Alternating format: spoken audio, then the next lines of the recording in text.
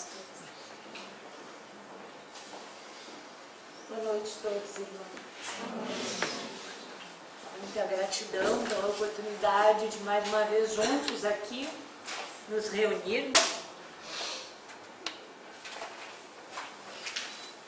estudar, compartilhar experiências à luz do nosso Evangelho, que tanto necessitamos, como nos disse na introdução a Vera, para a nossa felicidade, para o nosso aperfeiçoamento. Nosso estudo hoje está baseado no capítulo 16 do nosso Evangelho segundo o Espiritismo, nas instruções dos Espíritos, que se chama, a parte que se chama a verdadeira propriedade. Justamente nesse momento atual do desenvolvimento da humanidade, nós temos uma realidade muito rica de conteúdos materiais. A tecnologia se desenvolveu rapidinho nesses últimos anos de uma maneira que nos deixa quase sem fôlego, muitas vezes, de tantas novidades e do quanto a gente precisa correr para poder acompanhar o que está acontecendo ao nosso redor. Esse grande progresso tecnológico estava previsto. Nós sabemos que a humanidade vem caminhando, vem pesquisando, vem vindo em busca de todos esses recursos e que eles são importantes para nós. Mas há também um outro lado muito importante para nós e que até agora tem ficado esquecido: nosso progresso moral. Com certeza, esse lado da nossa natureza, essa condição íntima de cada um e de toda a humanidade, é algo que muitas vezes nos foge à atenção e à compreensão por conta de ser abstrato. Quando nós falamos de sentimentos, de piedade, como nos disse a Vera, de qualidades morais, nós não podemos botar a mão, nós não podemos comprar na Magazine Luiza, nós não podemos pedir pela internet nem olhar o tipo de piedade que mais nos serve. E por isso, muitas vezes, a gente tem dificuldade, e grande dificuldade estamos tendo todos nós, enquanto humanidade, ainda hoje, para compreender esses valores que tanto o Mestre Jesus nos ensinou, tanto nos exemplificou, de todas as formas, em todas as suas ações, no tempo em que ele esteve aqui, nas lições que ele deixou, nas passagens, nas orientações que ele passou aos apóstolos. O capítulo fala da verdadeira propriedade, dizendo que o que temos realmente? Nada do que se destina ao uso do corpo e tudo o que se destina ao uso da alma. Isso é verdadeiramente nosso. A inteligência, os conhecimentos e as qualidades morais. Será isso que nós precisaremos na nossa vida futura. E ela será de acordo com o que tivermos adquirido desses talentos, desses conteúdos, dessa bagagem espiritual, dos bens morais que tivermos conquistado. E quando nós falamos na vida futura, realmente a gente lembra que se motiva muito no trabalho, né, nas nossas tarefas do dia a dia, por conta do que nós vamos precisar logo em seguida, no nosso futuro, na semana que vem, até o final do mês, até o final do ano, para as férias que nós estamos planejando, é a nossa vida futura. O Evangelho nos fala de uma forma geral, na nossa vida futura também, e muito a contento da nossa vida no mundo espiritual, depois da nossa passagem, depois do final dessa encarnação. Mas nós também temos que entender, aprofundando um pouquinho, vamos nos aproveitar dessa lição e trazer para a nossa vida atual. O quanto é importante no nosso futuro, na semana que vem, no final do dia, que a gente esteja de bem, para poder chegar no final do trabalho, em casa, usufruir da companhia daqueles que nós amamos. Precisamos de paciência no trabalho, de calma, de boa vontade, para chegar bem em casa também, para poder dirigir bem no trânsito, com segurança fazer as manobras. São as qualidades morais que nós precisamos para garantir a nossa vida futura.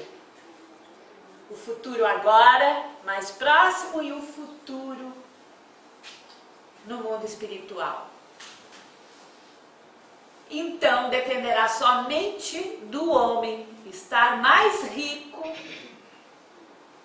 ao partir do que quando chegou a este mundo, pois sua posição futura será o resultado do que tiver adquirido nessa encarnação, tiver adquirido de bens morais para o seu crescimento espiritual. E assim, recomendo o Evangelho, façam o mesmo em relação a cada um na sua vida em particular. E carreguem sempre tudo o que nos será útil, tudo o que nos poderá servir no futuro. O lugar onde nós iremos no futuro, na vida espiritual, depende justamente das nossas posses morais. Nós sabemos, o mundo espiritual é um mundo vibracional. Se o nosso coração estiver pleno, de bons sentimentos, nós vamos sintonizar no mundo espiritual com ambientes, com realidades felizes. Mas se nós tivermos o coração ainda muito pesado, o nosso conteúdo, a nossa realidade espiritual, vibracional, estiver muito pesada, muito apegada, muito magoada, nós teremos dificuldades de nos desprendermos desses conteúdos para viver uma vida feliz no futuro.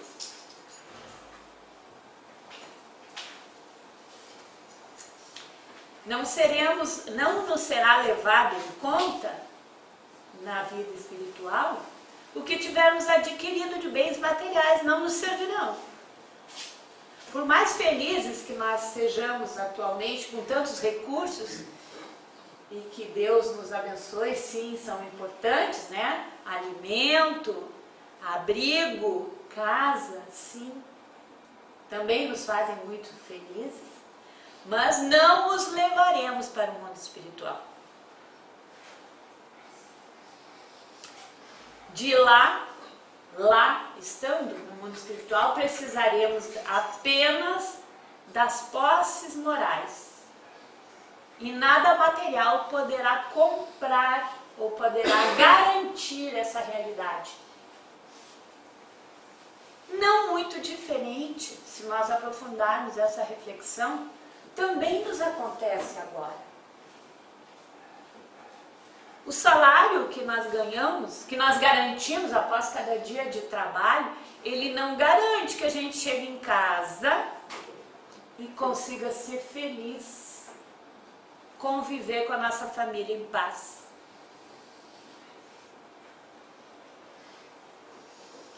Aproveitar bem o alimento.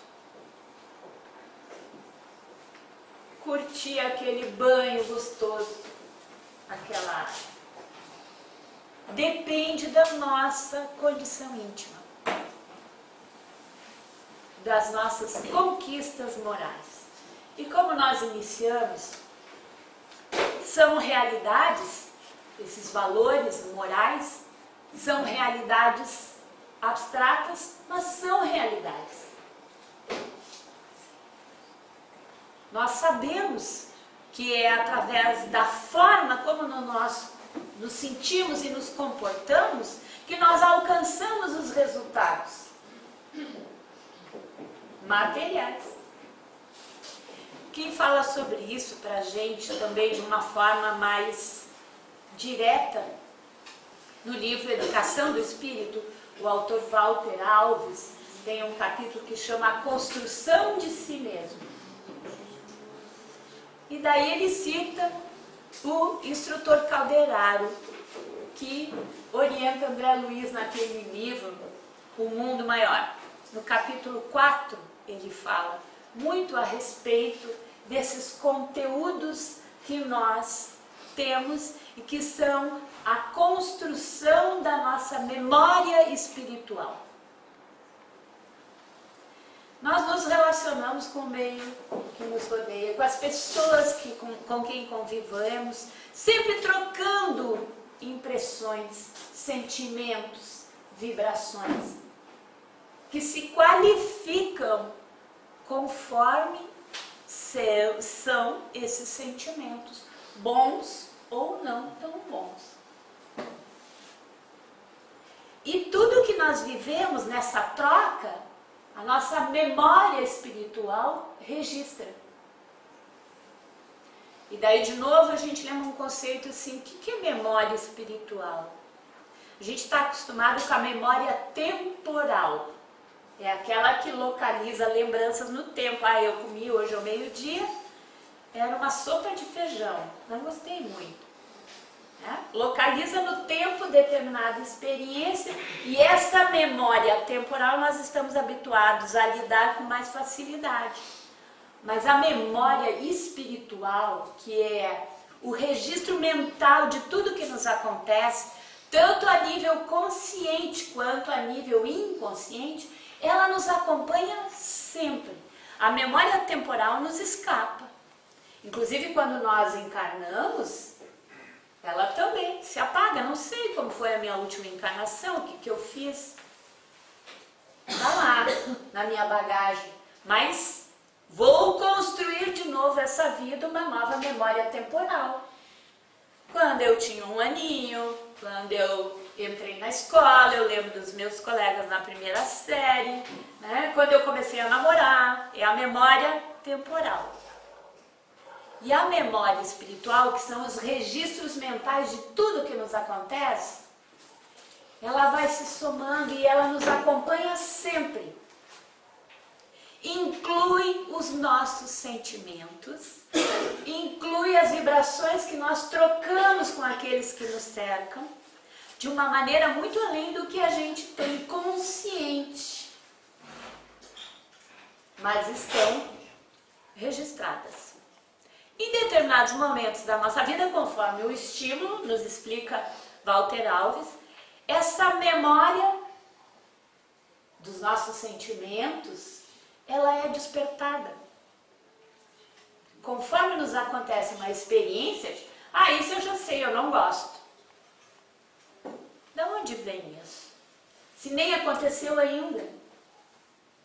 Como é que eu sei que eu não gosto?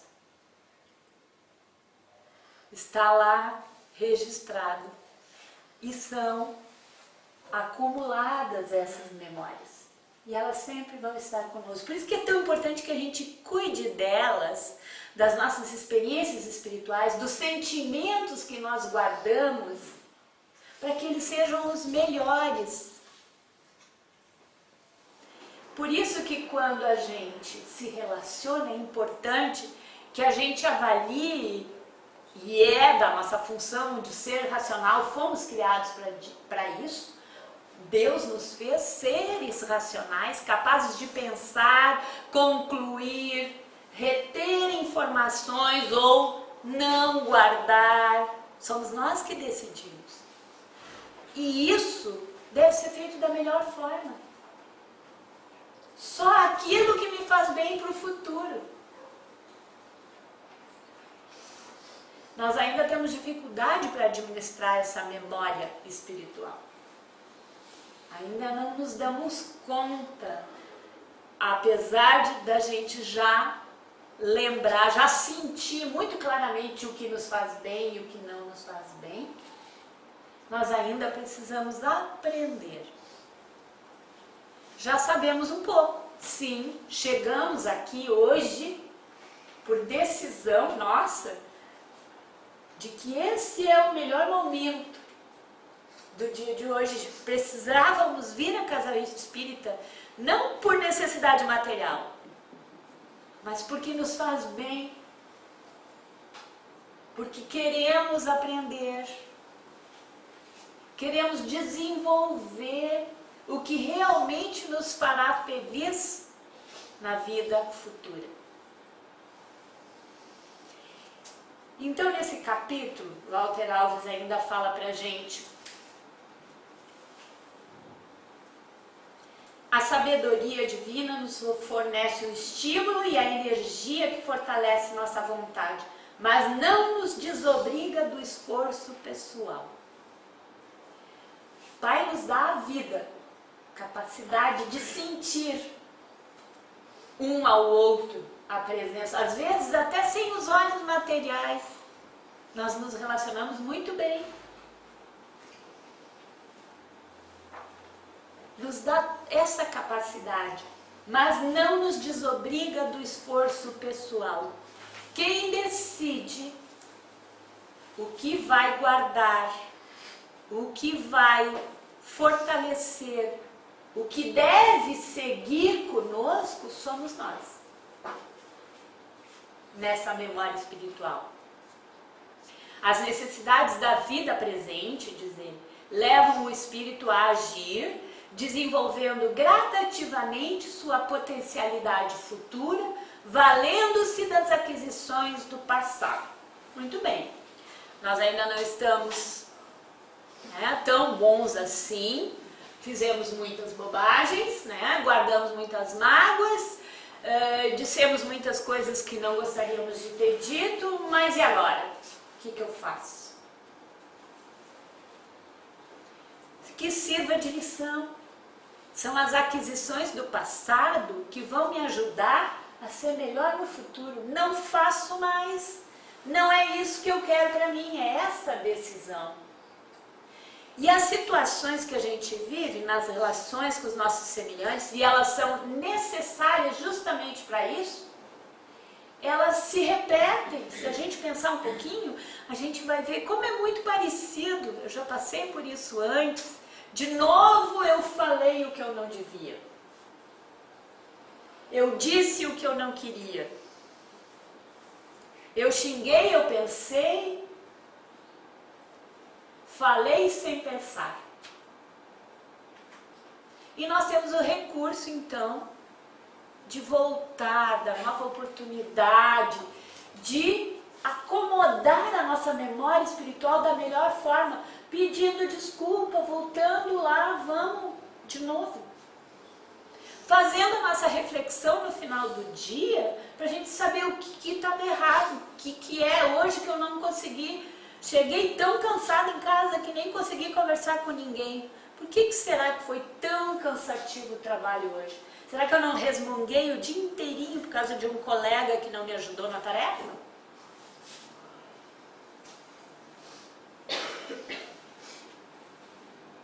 Conteúdo espiritual. Valores morais que nós ainda deixamos, retemos, ainda estamos construindo. E é importante que a gente se sinta mal, que a gente perca muitas vezes o bom descanso em casa, para a gente fazer a reflexão. É esse mecanismo de construção de si mesmo que Walter Alves fala para a gente. A importância do passado para que a gente no presente já vá se modificando, se melhorando, harmonizando e essa memória espiritual fique mais amena, mais amorosa, mais piedosa, que nem nos disse a Galinha, para o futuro nosso em seguida, já ainda nessa encarnação. O processo evolutivo, nos diz ele, é, pois, um processo gradual de desenvolvimento das potencialidades da alma. Como Deus nos criou para o bem, nós podemos ser amorosos, amigos, piedosos, humildes, todos nós. Todos nós temos essas sementes. Partindo sempre de onde a alma estava para um ponto imediatamente acima, sem dar saltos, de forma natural e gradativa. A gente não nasceu super bom, super homem, super mulher.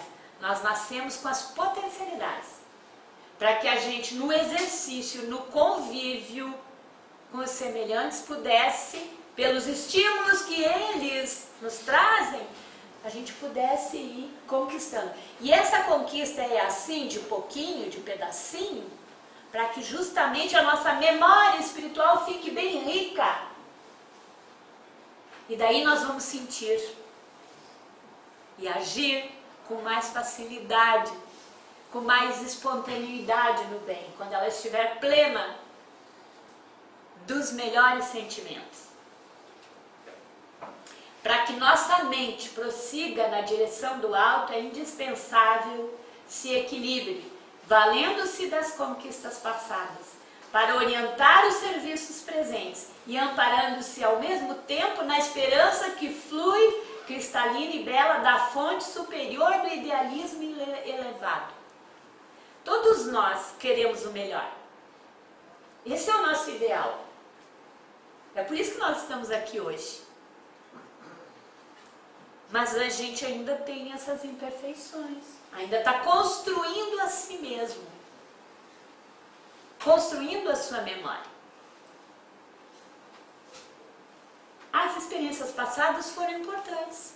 Não precisamos negar, nem nos aborrecer, nem nos magoar conosco mesmos o tempo inteiro porque a gente fez bobagem. Isso foi necessário naquele momento, daquele jeito, para que o meu íntimo ficasse marcado. Que da próxima vez, como nós fomos criados para o bem, nós vamos ter o impulso de fazer melhor. E quanto mais nós nos exercitarmos, quanto mais esforço pessoal estiver colocado, energia física, estiver colocado nesse exercício, mais rica vai ser a nossa memória. Chico conta pra gente no livro Lições de Sabedoria que quando ele foi chamado por volta de 1931 para uma conversa séria com Emmanuel, ele perguntou como seria, né, a relação deles. E ele então respondeu, Emmanuel respondeu para o Chico assim, que se ele não estivesse preparado para trabalhar junto, trabalhar de verdade, em todas as tarefas, a amizade deles não teria sentido. Olha que importante. Era uma amizade, uma relação com o ser superior que precisava de exercício real, de trabalho. E Chico trabalhou muito a vida inteira pelo bem. Só assim ele pôde ser amigo de Emmanuel, só assim Emmanuel estava com ele. Precisava do esforço direto. Da mesma forma, gente, nos nossos relacionamentos. Nós precisamos uns dos outros para esse exercício. Essa troca de energia tem um registro mental correspondente que vai marcar o nosso corpo perispiritual. E por isso que a nossa memória, o nosso corpo perispiritual está sempre conosco. A gente desencarna, ele vai para o mundo espiritual. vive todas as experiências, nós reencarnamos, ele está... Essa é a verdadeira bagagem, essa é a verdadeira propriedade. Mas é com esforço, dia a dia, com tarefa, todas as vezes. Chico também, de outra forma, nos trouxe um exemplo da sua vida mais particular, em que ele estava, né, por volta de 1900, na primeira metade do século XX, em que ele recebeu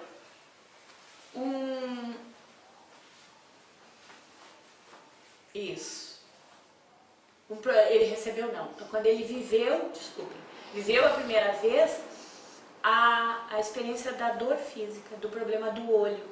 Nós sabemos já de outras vezes, nos foi comentado. E ele queria saber, nessa ocasião, que ele estava sentindo muita dor, por que ele, sendo trabalhador da casa espírita, médico, com tantas tarefas, tantas pessoas para atender, por que ele não era beneficiado pelos mentores e aliviado naquela sua condição física, naquela sua doença? Emmanuel, com muito carinho, recomendou a ele que tivesse serenidade, confiasse no auxílio dos amigos da espiritualidade e não se afastasse do socorro que a medicina terrena lhe poderia proporcionar. Olha o Chico recebendo essa resposta de Emmanuel. Serenidade, confiança, e que fizesse o que a medicina terrena estava dispondo para ele. Sem compreender muito bem o motivo daquela orientação, Chico tinha apenas 21 anos, seguiu, né, no seu trabalho, sendo médio e tendo ao seu lado o seu benfeitor maior, que continuou no trabalho. Ele ainda completou: por que você receberia privilégios por ser médium? A intervenção do plano espiritual está operando em seu favor, sustentando as suas forças através do magnetismo curativo e secundando a ação dos oculistas que nos amparam. Então vai muitas vezes para muito além do que a gente pode pensar. Nós estamos sendo atendidos, beneficiados, mas olhem só, mais de 3 décadas depois disso, que Chico recebeu essa orientação, essa resposta, ele afirmava, então, para registro dos nossos amigos aqui, o autor do livro é o José Antônio do Paraná, que nós já tivemos uma vez recebendo aqui em Torres, dizendo assim: agradeço ao Senhor pela abençoada doença que tenho carregado nos olhos, dizendo que ela, durante todo esse período, até o final da sua vida com essa doença nos olhos, tem sido um agente providencial que o tem induzido a reflexões e o que o tem ajudado a respeitar o sofrimento dos outros. Olhem que bonito e que lição para o desenvolvimento moral da gente. Quando nós enfrentamos dificuldades, temos aquele impulso ainda de se chatear, de nos aborrecermos, de nos deprimirmos. E Chico nos passa essa lição aqui, de que essas experiências, já desmarquei a página, são justamente as experiências de dor que vão nos auxiliar a nos tornarmos mais sensíveis à dor alheia, que vão nos ajudar a fazer reflexões. Nesse mundo tão corrido, a gente passa tudo tão batido, nem percebe muitas vezes quem estava ao nosso lado, se estava triste ou não.